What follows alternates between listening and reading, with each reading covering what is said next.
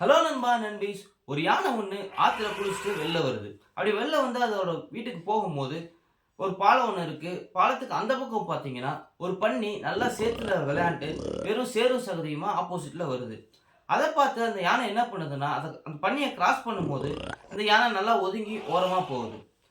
இதை போய் அந்த பன்னி அவங்க ஃப்ரெண்ட்ஸ் கிட்ட என்ன சொல்லுதுன்னா, பார்த்தியா நான் எவ்வளோ டெரரான ஆளு, இவ்வளோ பெரிய யானையே என்னை வந்து பார்த்து பயந்து ஓரமாக ஒதுங்கி போகுது பார்த்தியா அப்படின்னு சொல்லிட்டு அவன் ஃப்ரெண்ட்ஸ் கிட்ட சொல்லுது.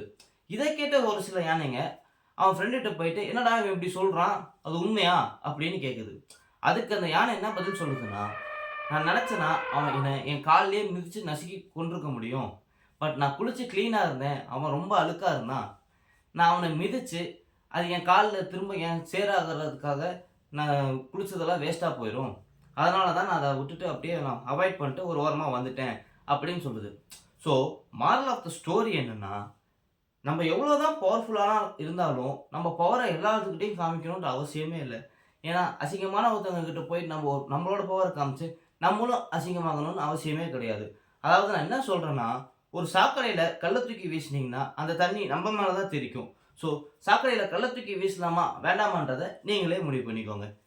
ஸோ இந்த ஸ்டோரியில வேற ஏதாவது மாரல் தோணுச்சுன்னா கமெண்ட் செக்ஷன்ல கமெண்ட் பண்ணுங்க. இந்த வீடியோ பிடிச்சிருந்தா லைக் பண்ணுங்க, ஷேர் பண்ணுங்க.